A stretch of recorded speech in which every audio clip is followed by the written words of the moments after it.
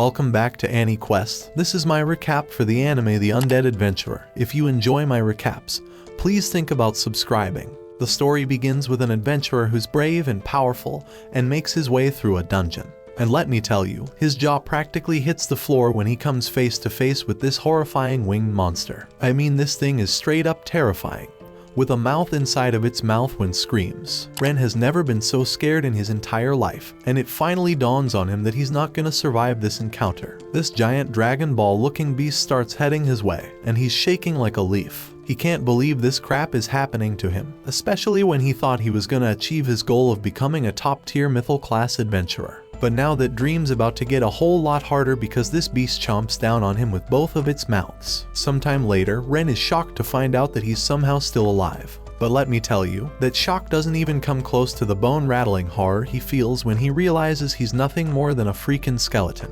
I mean, the poor guy is empty inside, and he lets out a scream that would send chills down your spine. A look into the past shows a time when our brave boy still had flesh and organs. He had no idea what was coming his way, so he was all optimistic and ready to tackle another awesome day as an adventurer. It's seriously early in the morning because that's how adventurers roll, but he couldn't help but envy those fancy nobles and scholars who could sleep in all day. Ren is what they call a low bronze class adventurer. He grew up in this tiny town that's not even on the map and has to travel to the next town to find work. The Adventurers Guild hooks them up with jobs based on their rank and skills, probably so the morons don't get themselves killed. There are a ton of jobs, from kick-ass monster slaying to boring material gathering. Now there are these lazy losers who look like they crawled out of a dumpster, and they call out to our hero. And Ren explains that he will be going back to the labyrinth because there aren't any good jobs. Those good-for-nothing slobs can't understand how Ren can work so damn hard, so they scurry off to play Fortnite.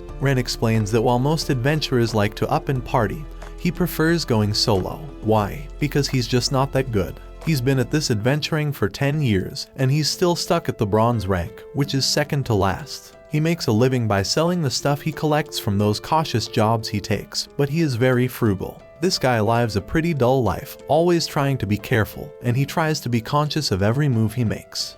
He went into the maze, but today, his calm and analytical mind took a vacation, because he stumbled upon something that shouldn't have been possible. As he trudged through the labyrinth, he noticed a hole in the wall. It wasn't marked on the map, so Ren figured it must be a new passage created by the maze. This was a huge find, but it also happened when his brain decided to take a break. So against better judgment, he ventured into the risky hidden room. The deeper he went, the more convinced he became that it was an unexplored area. All he could think about was the incredible treasures that might be waiting for him here, ready to be discovered. Little did he know that there was likely something guarding these riches. Even if he couldn't find any loot for himself, just reporting this information to the guild would fetch him a hefty sum of money. So he kept exploring the dungeon without a care in the world. He ventured into this dangerous dungeon without any backup or a way to scout for potential dangers. His recklessness got him into trouble when he came face to face with a dragon. And this wasn't just any dragon, but a majestic and terrifying creature. According to legends, dragons can take on various forms, often straying from the typical dragon image. But as it slowly approached Ren, even though he had never seen one in person, he was certain it was a dragon. Its mere presence was enough to paralyze Ren in fear, even if he managed to muster the courage to fight against a monster of such caliber. As a low-ranking adventurer, our boy didn't stand a chance. Back to the present, Ren wonders how he is still alive after being devoured. This is some crazy undead business going on. He starts questioning if he's even alive because he's just a skeleton now. Yeah, he's one of them immortal monsters, an undead. Sounds pretty cool at first, but then he realizes that any but a bishop or priest could easily destroy him with their purification magic because undead ain't meant to be in this world. Ren's mind is racing, and he's all saying, am I dead or what? But here's the twist. Even though he's just bones, Ren still got his consciousness and memories intact, so he must be alive to some extent. He can't figure out all these existential questions, so he's say, I'm getting out of here. But then he realizes that if he goes back to town, he's gonna end up in a whole lot of trouble. They'll capture him and probably execute him. Ren doesn't want to die just yet, but then he starts questioning his existence again. This guy can't catch a break, but he decides to ignore all his problems and get out of the room as soon as possible. As he leaves, Ren explains the mysteries of the labyrinths. Nobody knows where these things come from or how they work. There are many all around the world, and they're packed with valuable loot. But watch out, because monsters are lurking around every freaking corner. Everyone is busy exploring some new labyrinth right now, but solo adventurers will be showing up in a few days. Ren figures he'll ask them for help, but then he's like, wait a moment, I gotta figure out how to talk without a tongue. Just when he's pondering this, a real skeleton monster shows up, looks like Brock from the anime One Piece, and Ren prepares to fight Brook. But damn, he can barely move because he's so dang heavy. Turns out that being a pile of bones ain't exactly great for mobility, and he determines that it must have something to do with his lack of muscles and all the other stuff non-dead people have. Now Ren was a bit of a weakling when he was human, and now he's even worse off. These skeletons were pretty easy for him to defeat as a human, but now he can't even lift his sword without falling over. He's afraid because he's vulnerable, but then he realizes that dumb Brook is even worse off than him. Ren can't pull off any fancy sword moves anymore, you know he's just floating bones. But he remembers he can use this spirit energy thing. Luckily, it still works even though he ain't human anymore. He taps into that energy and boosts his physical abilities. With his attack power amped up, Ren smashes Brook's skull to bits. But he gets shocked when the thing starts to glow. Our boy wonders what the hell is going on here. He realizes that regained the spirit energy he used, and wonders what could be happening. He remembers his research friends talking about how monsters can become more powerful with age and experience. But they're on a whole different level than what humans can achieve. Like a skeleton will always be a skeleton, but in some super rare cases, it can evolve into a ghoul. It's all about this thing called existential evolution, which is what she's been studying. Ren thinks he can use this to his advantage because ghouls have flesh and look almost exactly like humans. So if he could transform into one, he might be able to sneak back into the city by disguising himself with a robe and a mask or something. So now his new goal is to slay monsters in this dungeon and become a ghoul. Back in town, we see Ren's friend feeling bummed because he never showed up, so she decides to just make dinner for herself. But down in the dungeon, Ren is on fire. He's already taken down 5 skeletons and he's leveling up like crazy, gaining more experience and agility. The light he absorbs seems to have some kind of healing effect, so he can keep using his spirit power non-stop. With things going so well, Ren figures it might be time to take on one of the tougher monsters in the labyrinth. He's walking through the halls when he comes face to face with a slime.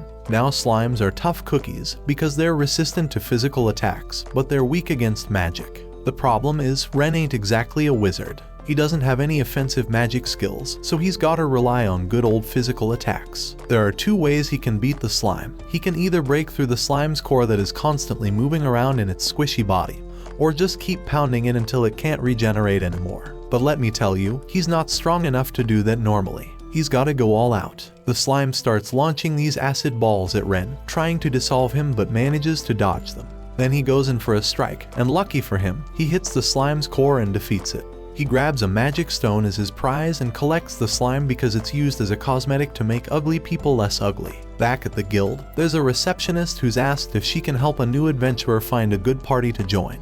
But unfortunately, there ain't any parties that fit the bill, so she's thinking of asking Ren to look after her. The thing is he hasn't shown up in town since yesterday, which is kinda weird for him.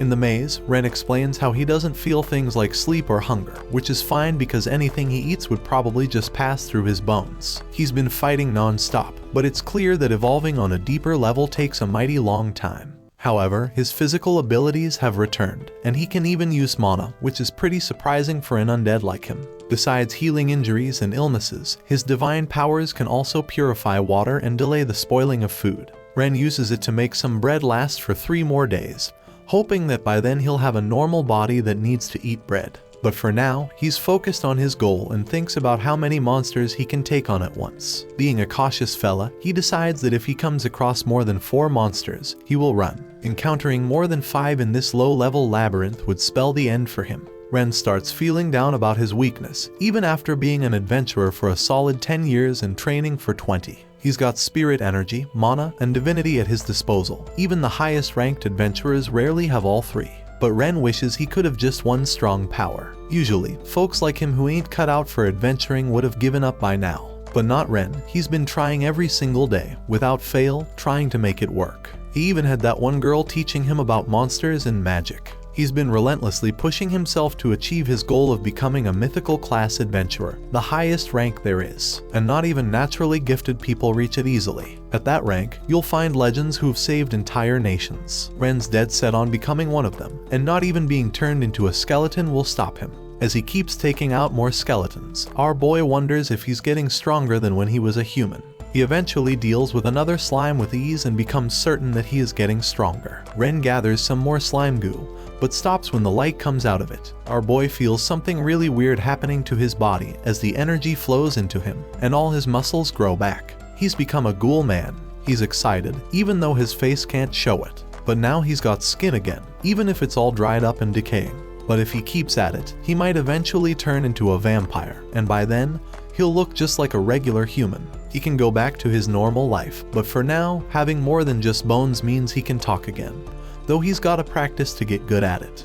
Sometime later, we find our flesh-having boy as he's straight up brawling with some goblins. These chunky goblins are seriously gnarly when they roll in a big gang, but Rent makes clever use of the dungeon's layout to isolate a couple. He's evolved into a freaking ghoul now and has finally gained some muscle. He's faster than ever, now he's more agile than when he was just a bag of bones. But what's really mind-blowing is that his mana, spirit energy, and divinity, yeah, all that mystical mojo, have shot through the roof. Our hero's leveling up like crazy, because now he can buff himself and even his sword. And he's putting that power to good use by decapitating those goblins, one by one. He's starting to wonder if he's stronger now than when he was a regular human. Suddenly, Rent hears a ruckus in the distance, and guess what? It's that girl from the guild. This blondie baby is making mincemeat out of a weak-ass skeleton monster, and Rent feels a surge of joy, as it's been ages since he last laid eyes on a human. But he's gotta hold himself back because he's a straight-up hideous ghoul, his skin barely clinging to his body. If he saunters up to her like this, she'll either try to off him or bolt. So he decides to creepily watch her from a distance instead, even though he barely looks alive. He realizes he's never seen her before. Rent figures she must be a rookie, because he knows practically every adventurer in town. He's familiar with them because adventurers can be a tough crowd. They like to make fun of weaklings like Rent, so it's helpful to know their abilities and who their pals are. So he keeps shadowing her like a super subtle stalker and sees her run into another skeleton. He can tell she's got some training under her belt, but she's still weak sauce and needs to land a ton of hits. Rent notices she's laser focused on her target, but ain't paying squat attention to her surroundings. Big mistake, because now she's pinned against the wall. But this chick's got grit, and she's dead set on becoming a true adventurer. She fights back like a freaking hero, but that skeleton's just too much for her. With no other choice, Rent hauls ass to save her, and she's totally gobsmacked when she sees his ugly ghoul mug. Rent hopes she'll seize the opportunity to attack the distracted skeleton. But this girl is pretty damn useless, so he cuts the skeleton in half like a boss and rushes to check on her. Unfortunately, his voice still sounds like a zombie, so she freaks out when he tries to tell her his name. Rent makes it crystal clear that he's not her enemy by tossing his sword, and I finally realize she gets that he's trying to talk. He explains that he is an adventurer, and she wonders, are you disguised or something? Rent can't really explain what the hell happened, because he died but somehow he's still alive. She can see he ain't like them other monsters, so she's grateful as hell for him saving her. Rent's gotta convince this scared girl that he ain't gonna end her life, but he does need her help. She agrees to buy him a robe so he can return to town, and when she does, he's like, you keep the change, baby. This girl introduces herself as Rena, the daughter of some knight, and she promises to do this for him, as payback for saving her sorry ass. She leaves, but Rent can't help but notice how damn cautious she is around him. Most adventurers would rat out a mysterious ghoul like himself to the guild,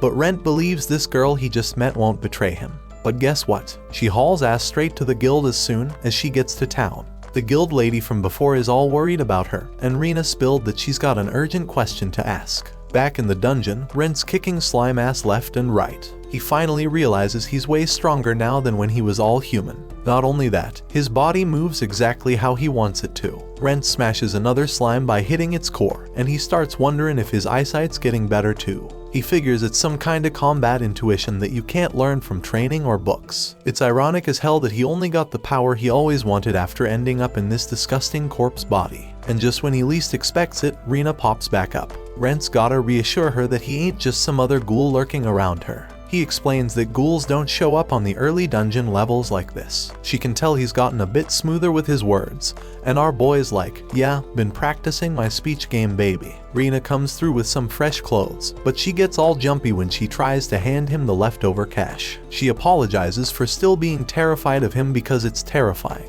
Let's be real, he's creepy, and she says she'll eventually get used to it. He thinks she did an awesome job picking out his clothes because the robe hides his whole body and makes him look like some mage or something. This super nice person got him some other things as well, and she explained that she had to ask someone where all the stores were because she was new in town. Besides the boots and gloves, she also brought some band-aids. This meat really thinks of everything and tells him he can use them to wrap his arms and legs. It hits Rent right in the feels, but his worn-out body can't even shed a tear. Rent puts on all the gear and damn, he's actually looking pretty fly. It's way easier to move around than he expected, although he's gotta admit his visibility's taken a hit. However, he'll still be able to fight though, so he tells Rina it's all good. She makes a pretty bad move by showing him his now ugly face, but surprise, she brought him a mask. Rina knew his face was hard to handle, so she got him one. That mask slaps itself onto his face like it knows exactly how badly his face needs to be hidden.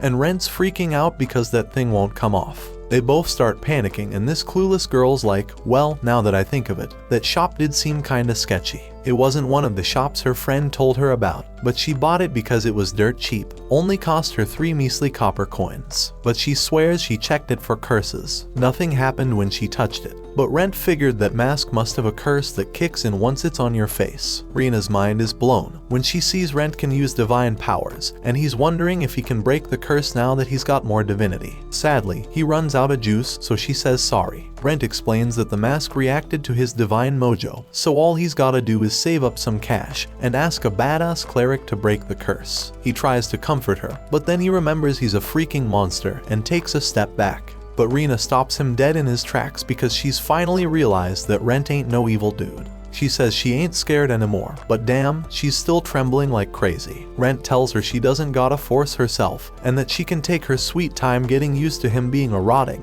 and messed up zombie. Rina swears it won't take long, and they start making their way back to town. On the way, Rina explains that there weren't any jobs for rookies like herself in the city, so she came to Malt. Our boy is still surprised she made the trek to the countryside, but she explains she's trying to see the whole damn world. Her main goal is to get swole and become a badass adventurer real quick. Rent suggests that an adventurer should be a chicken like him, because hey, you only have one life. She agrees for some reason, and jokes about how zombies like him are like burnt out bulbs.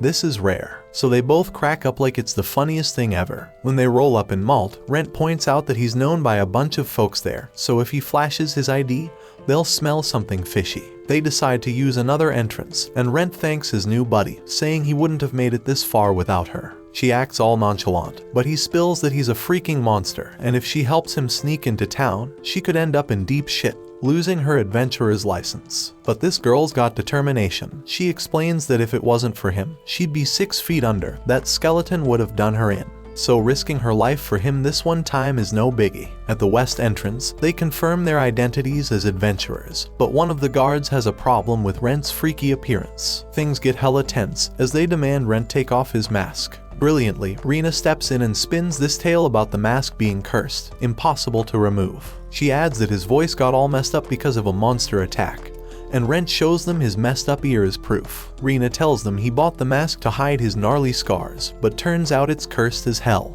The guards feel like total assholes for his rotten luck, and Rent even offers to let them try yanking the mask off. When their weak-ass attempt fails, the guard lets Rent through. Rent gives credit to Rina for their epic victory, but she just brushes it off, saying it's all part of her repayment. But right then, Rent pulls a vanishing act. He watches her frantically searching for him like a fool, but deep down, he knows she's a good kid. She's decked out in cheap gear, but she takes care of it real well. She's a solid fighter, and she ain't dumb. Most importantly, she's got guts, so he's sure she'll make a kick-ass adventurer. Rent explains that anyone he knew with her kind of talent eventually ditched him. He's gotta leave her behind for now, but once he looks a bit more human, he promises to apologize to her face to face. Later on, we find out why Rent ditched Rina. He heads to a spot where he's got a more suitable human partner, someone with a bit of past who can be trusted to keep secrets. Ren casually strolls into a house and finds his perfect human partner named Lorraine. He tries waking her up with his messed up voice, but she straight up refuses. He threatens to drop a book on her noggin, so she knows it's Ren, but when she peeps him all covered up, she's hella surprised. Ren shocks her by just showing his freaky ass arm. But that's where this video ends. If you want to see more of this series, let me know in the comments section. Thanks for watching, and I'll see you next time.